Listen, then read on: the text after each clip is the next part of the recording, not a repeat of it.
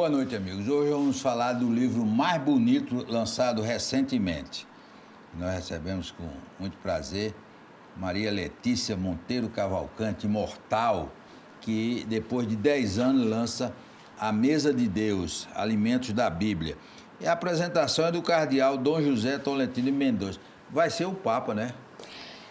João, eu acho que ele tem todos os atributos para ser Papa. Ele é uma pessoa à frente do seu tempo, ele é um homem muito generoso, ele é um homem que agrega em volta dele. Agora, se vai ser Papa, a gente não controla muito essas eleições dentro do papado e a gente não sabe o que vai acontecer. Mas que seria um belíssimo Papa, eu acredito que sim. Você está lançando esse livro nessa apresentação maravilhosa da FACFORM, e quando ele chega a Portugal? Eu assinei o contrato, a última vez que estive em Portugal, eu penso que para o ano ele começa a ser lançado em Portugal.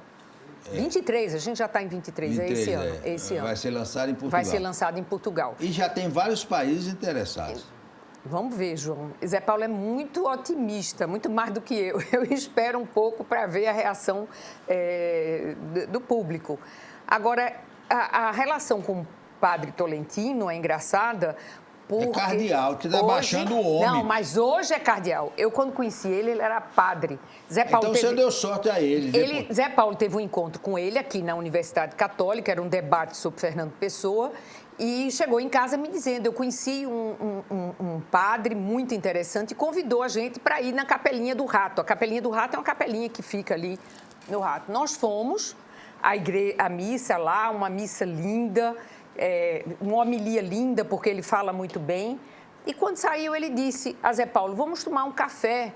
Era antiga Vicentinas, hoje a Casa de Chá de Santa Isabel está até fechada para reforma.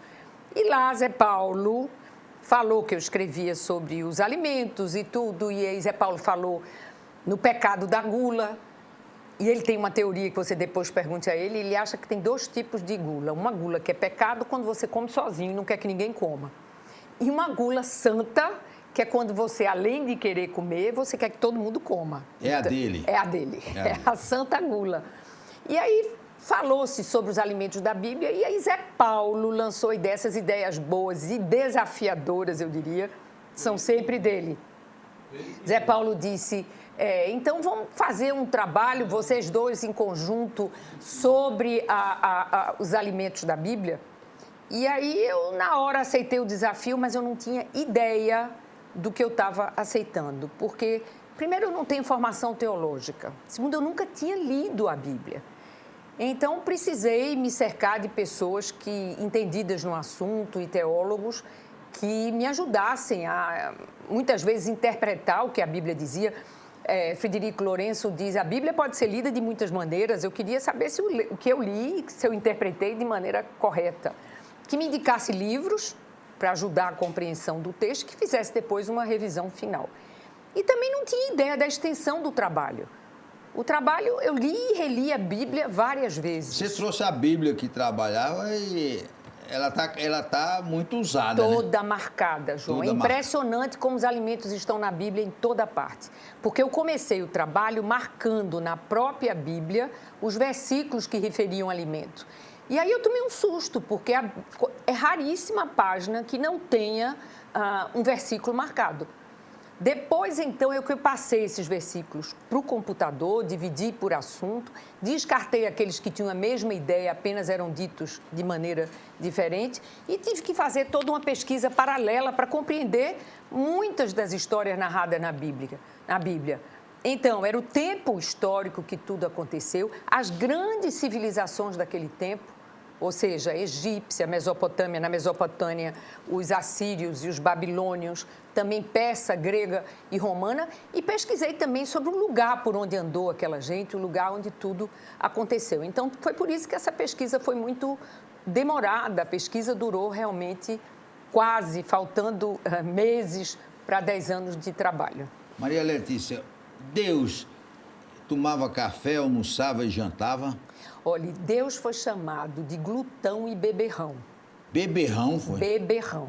Porque todo mundo fazia as refeições com vinho. Então, por que disseram isso? Porque ele compreendeu, Jesus, eu estou falando de Jesus. Jesus compreendeu que a mesa era um espaço assim importantíssimo, é o alicerce das sociedades, era o lugar de união, era o lugar de encontro. Então, para mim, foi a parte mais interessante do trabalho, porque Jesus descobriu que podia juntar em volta da mesa todas as pessoas. Então, homens e mulheres, as mulheres não participavam de nenhuma refeição, ele juntou na mesa rico e pobre, doente e são, pecadores e santos. Então, isso foi uma grande novidade na época. E então, ele achava que ali, naqueles encontros, era uma oportunidade de transformação e também de ruptura com as grandes tradições, na época, judaicas e tradições também das regras estabelecidas naquela época. Então, ele tomava café, almoçava e jantava? Claro que sim. O Novo Testamento é em volta da mesa quase que o tempo todo. Almoços, jantares e ceias, tudo de uma maneira muito simples. As comidas eram apresentadas de maneira muito simples. Tanto que me perguntam, eu posso fazer uma receita com o que está na Bíblia? O que acontece é que a Bíblia dá indicações dos temperos que usavam, dos métodos de cozimento, como é que assavam, como é que cozinhavam. Isso eles dizem. Eles davam indícios dos principais, que o principal era o peixe e o cordeiro, o principal animal para a refeição. E aí, a partir daí, você pode pensar, intuir como é que se preparavam a receita, com os temperos, com isso aí, mas não tem receita nenhuma. Jesus participou, a última ceia foi a última refeição de Jesus, mas depois de ressuscitado, ele fez algumas refeições. Uma delas, a única coisa que ele preparou de alimento, foi em volta, na margem do Mar da Galileia, ele fez um fogo, assou pão e assou peixe. Quer dizer, ele aí preparou realmente uma refeição. Quais foram os animais que ele consumiu? Que naquele tempo tinha outros bichos, né? Tinha outros bichos. Agora, é interessante porque naquela época as regras judaicas eram muito severas, muito fortes. E essas regras valiam para tudo. E Jesus foi desconstruindo essas regras. Porque, por exemplo, tinha os animais permitidos e os animais proibidos. E os judeus seguiam uma regra, quer dizer, isso não significava dizer que eles eram proibidos por isso ou por aquilo. O que acontecia é que eles eram... Isso deu a todo o povo judeu que viveu muito tempo fora de sua terra, ou então na sua terra dominado por outros povos, deu a eles uma identidade. Todos os judeus se alimentavam da mesma maneira. Era uma maneira de identificar quem era judeu. Então, Jesus foi desconstruindo isso, dizia, não, todos os animais, todas as coisas são permitidas. Foi a grande mudança, a mudança do judaísmo para o cristianismo, naquela época de transição que São Paulo contribuiu para divulgar todo esse cristianismo. Mas os animais, a regra dos judeus era assim, os animais tinham que obedecer à regra de criação. Por exemplo, os que voam tinham que voar. Então, os que tinham asa não voavam e nadavam como o cisne ou que viviam em terra, esses eram proibidos. Os mamíferos tinham que andar, os répteis tinham que se arrastar. Então, répteis que tinham pata não eram permitidos porque, em vez de se arrastar, andavam. Então, tinha uma certa lógica. E o dinossauro, que era daquele tempo? Eu acho que não era mais daquele tempo, não, João. A Bíblia não fala em dinossauro. Não fala, não. Não fala em dinossauro, de jeito nenhum. Fala nos animais mitológicos, que são animais estranhos, que nunca existiram, mas serviam para ilustrar alguns pensamentos, mas animais que não existiram. No livro eu falo sobre ter todos esses animais. Quais eram as frutinhas que Deus gostava? Olha, que Jesus gostava, eu não sei. Agora, as frutas mais... Você não sabe nada de Jesus, só sabe de Deus, né? Não, de Deus não, de Jesus. Porque Jesus se fez homem e a gente e foi registrado o que ele fez. De Deus se diz, do Deus se imagina. Ah, a comida é de Jesus. É de Jesus. Deus entrou aqui... A mesa é de Deus por quê? Porque fala do Antigo e do Novo Testamento. E Jesus só aparece no Novo Testamento. Qual foi que lhe deu mais dados? Foi o Novo ou o Velho Testamento. Eu acho que o Novo Testamento, veja bem, todo o Antigo Testamento é a luta constante para manter um pacto da aliança entre aquele povo e Deus. Enquanto que o Novo Testamento é uma pregação generosa, baseada nos ensinamentos e na vida de Jesus. Então, o Novo Testamento é muito mais, digamos assim, fácil de ler, mais agradável de ler, muito mais generoso do que o Velho Testamento. Mas um precisa do outro. Um alicerça o outro, um completa o outro. Santo Agostinho até disse, o Novo Testamento está oculto no Antigo e o Antigo está patente no Novo. Quer dizer, eles se completam, eles dão sentido à Bíblia. E por que é que aquele quadro famoso, a Santa Ceia, não tem comida, é pobre ali? Não, porque as comidas eram muito simples, era uma taça de vinho, era o pão sempre o pão. O pão é o principal alimento da Bíblia. Não é por acaso que Belém, Bethlehem, a casa onde nasceu Jesus, significa exatamente casa do pão. Não é por acaso que Jesus se diz o pão da vida. Mas é o pão que a gente come hoje, Maria Letícia? É o pão francês, é o pão bola? Qual era o pão que diz? O pão era o pão ázimo, o pão sem nenhum fermento, porque o judeu não deixava fermentar o pão. Os hebreus conheceram o fermento na época em que viveram exilados no Egito. O livro do Êxodo diz que eles passaram 430 anos no Egito até serem libertados por Moisés. Então, foi no Egito que se descobriu a fermentação do pão. Então, os judeus que estiveram no Egito conheceram a fermentação do pão. Não tinha manteiga, era pão seco, né? Olha, tinha até manteiga, viu? Porque a manteiga era quase que um queijo que eles... o leite era talhado, esse leite talhado virava o queijo. E o queijo era mais como é que se diz, curado ainda, virava manteiga. Quer dizer, mas tudo eram elementos muito rudimentares, não tinha nenhuma, nem tinha esse sabor absolutamente que a gente conhece hoje. Então, era o pão era preparado todos os dias antes das refeições, normalmente pelas mulheres. Então, serviam o pão e a carne que viesse assada da maneira mais simples ou cozida junto com raízes, com fruto, com ervas, também de uma maneira muito simples. Então, era uma comida, por isso que a gente vê em todas as representações uma coisa muito despojada, sem nenhuma complicação, a não ser nos palácios de Salomão, do rei Davi, aí não, aí eram orgias gastronômicas, podemos dizer, porque aí vinham comidas de vários lugares, mas a gente normal, a gente do lugar, não conhecia esse tipo de comida, não. Depois do intervalo, nós vamos continuar conversando com Maria Letícia sobre esse belíssimo livro, A Mesa de Deus.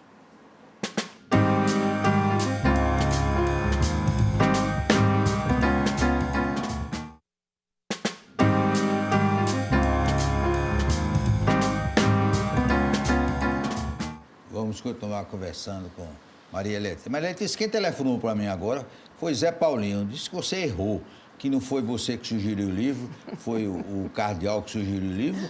Quem está com razão, você ou ele? Provavelmente ele, viu, João? Mas o que ficou registrado na minha cabeça foi que eu só me voltei para esse projeto, só entrei nesse grande desafio por conta dele. Na cabeça dele é diferente. Ele estava junto e ele me deu toda a força e ele disse, ela vai fazer o projeto. Então, na minha cabeça, se o padre tivesse sugerido, não teria acontecido nada. Eu entrei no projeto por conta dele. Então, o responsável pelo livro é ele, não é o padre. Ô Maria Letícia, tem um capítulo aqui que eu achei muito interessante, o negócio do alho. O alho, no livro aqui está dizendo que o alho é afrodisíaco. Eu nem sabia que o alho era afrodisíaco. Mas afrodisíaco complicado, porque fica um cheiro danado. Como foi? O cara perdeu a mulher por causa do alho? Como foi? Olha, deixa eu lhe dizer, além do alho, tem cebola, tem todas essas verduras. E o alho era uma coisa assim meia mística. Então, achavam que deviam usar o alho que protegia contra isso na cabeça deles, espíritos malignos e não sei o quê. E o alho era um cheiro muito forte. Então, vários escritores se referem ao alho como se fosse uma coisa que as pessoas tinham que tomar cuidado quando usasse o alho, porque além de ficar um cheiro imenso, era uma coisa que dentro da comida, misturado com outros temperos, a gente sabe disso ainda hoje, ele é tão forte que ele toma conta do prato. Então, tem que ser usado mesmo com moderação. É como a cebola, então...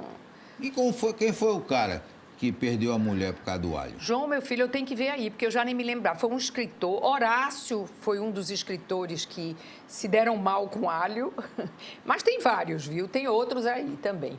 Quer dizer, o alho, a controvérsia sobre ele é... Ele é uma maravilha no tempero, mas tem que ser usado com moderação. Tem que ser porque usado. Uma pessoa que bote um alho na boca, realmente... O escritor tinha razão quando a mulher deixou ele, porque se ele vivia com cheiro de alho na boca, devia ser uma coisa insuportável. Ô, Marília, nesse mundo tem um bocado de chato. Já teve gente que veio reclamar de coisa aqui do livro, que não concordou? Não, ainda não, mas é muito recente. Vamos aguardar, né, João? Porque provavelmente vem. O livro, para poder ser editado, como eu lhe disse, eu me cerquei de pessoas que entendiam no assunto. Então, teólogos, estudiosos, aqui em Portugal, um que foi professor Antônio de Abel Freire, aqui foi irmão José do Mosteiro de São Bento e padre Sérgio Absalão, que são pessoas que estudam a Bíblia a vida inteira. Eu tinha muito medo de dizer uma coisa, interpretar algum fato que não fosse correto. Então, depois de tudo escrito, a revisão final foi feita por eles. Então, eu espero que não tenha... falando, teologicamente falando, digamos assim, nada que esteja fora do contexto. Mas, enfim... Dom Fernando Saburiri me disse que já leu quase todo o livro e não encontrou. Dom Fernando já leu o livro? Já leu. Já? E ele me disse que não encontrou nenhuma coisa. Graças a Deus, pronto. E eu vou dizer, porque ele também gosta de comer, né? Então ele compreende. Ele está seguindo Deus também nisso. Eu acho que ele nem sabia disso, né? Pois é. A comida, João, é uma coisa que junta todo mundo, que junta tudo e que é um viés importante para se contar a história não só dos alimentos em si, mas de toda a humanidade.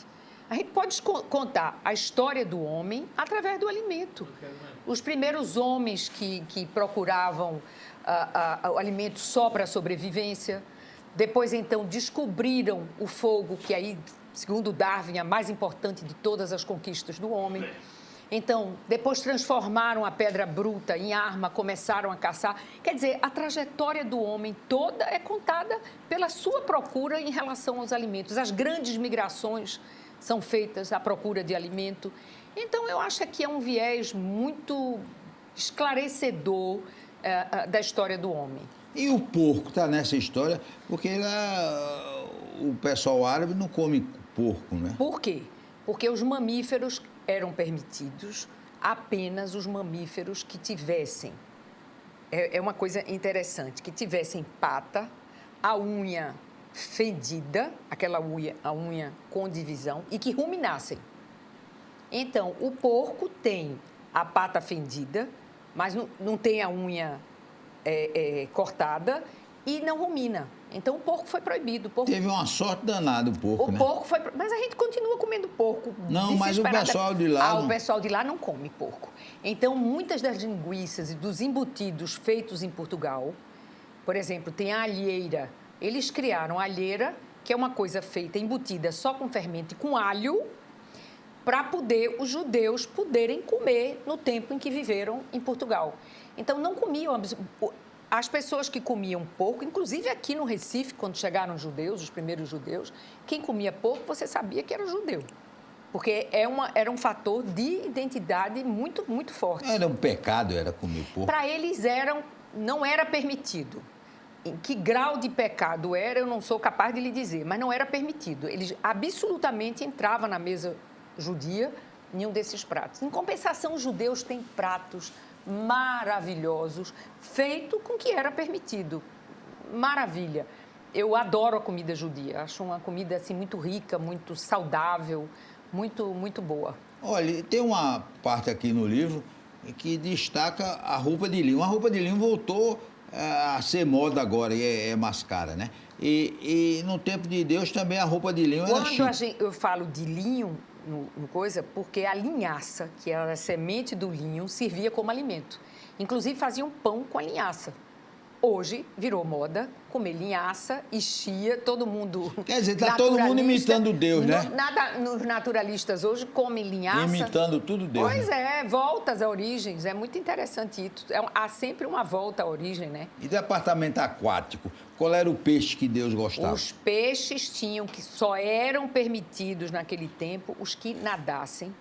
Os que tivessem escama, peixe que não tinha escama era proibido. Tem peixe que não nada, Tem peixe, por exemplo, peixes e crustáceos, por exemplo, que viviam agarrados nas pedras e que não saíam, não eram permitidos.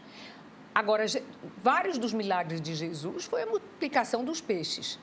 Quando ele encontrou na beira do lago, depois ele chamou para ser seus apóstolos, eles não estavam conseguindo pescar. Aí Jesus disse, jogue novamente a rede, e aí veio toneladas e toneladas de peixe. O principal alimento daquela época era realmente o peixe. E também Deus teve uma hora que se inspirou e transformou água em vinho. Aí foi uma farra enorme. Jesus, novamente, eu digo. Porque Jesus estava num casamento, a boda de Caná, e sua mãe disse, acabou o vinho. Ele aí transformou água em vinho. Foi o segundo milagre de Jesus. O primeiro foi a multiplicação dos pães. Ele aí multiplicou pães e deu para alimentar. A Bíblia diz exatamente a quantidade de pessoas que se alimentaram com apenas 3 pães, que era o que ele tinha. E ele multiplicou esses pães e todo mundo se alimentou. Então, o primeiro milagre foi da multiplicação do pão. O segundo milagre foi o da transformar água em vinho, que foi o das bodas de Caná. Oi, na Bíblia explica que Deus fazia confissão para perdoar as pessoas? Não me consta que ele fazia confissão, não. Ele, por exemplo, nesses encontros, isso normalmente em volta da mesa, ele passava sempre lições importantes. Por exemplo, na hora que ele estava na casa de um fariseu fazendo uma refeição, chega uma prostituta. E essa prostituta não queriam deixar que ela entrasse. Ele não só mandou ela entrar, como ela lavou os pés de Jesus, ela trazia um perfume, e esse perfume ela deu de presente a Jesus. Quer dizer, ele ali, naquele encontro, ele explicou às pessoas que estavam ali que não se devia discriminar ninguém, que se devia aceitar todo mundo. Quer dizer, não é que ele confessasse. Com os exemplos dele, ele dava o tempo todo lições. Foi Madalena, não? Não, essa que entrou não foi Madalena, não. Chamava-se Maria. Tá aí, João, todos os nomes, porque eu já nem me lembro mais. E Madalena? Madalena era amicíssima dele. Madalena seguiu ele junto dos judeus, junto dos apóstolos o tempo todo. Madalena foi quem descobriu que depois que Jesus foi enterrado, quem primeiro chegou no túmulo de Jesus e descobriu que o túmulo estava vazio, que Jesus tinha ressuscitado, foi Madalena. E isso criou, de certa forma, uma ciumeira entre os apóstolos, que não compreendiam como é que ela descobriu primeiro do que todos eles. Ela foi muito presente na vida de Jesus e muito grata, porque Jesus iam apedrejar Madalena, e foi Jesus que disse, quem não tiver pecado, que não jogue a primeira pedra. Que não jogue a primeira pedra. Ninguém jogou pedra nela, né?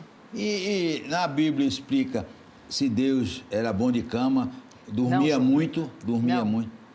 Não fala nisso. Inclusive, o que a gente sabe... Mas ele andava o dia todo... O que a gente sabe da vida de Jesus, basicamente, muito pouco sobre a adolescência de Jesus. Ele criança, ele com 13 anos entrou numa sinagoga e leu um texto, e todas as pessoas ficaram muito impressionadas.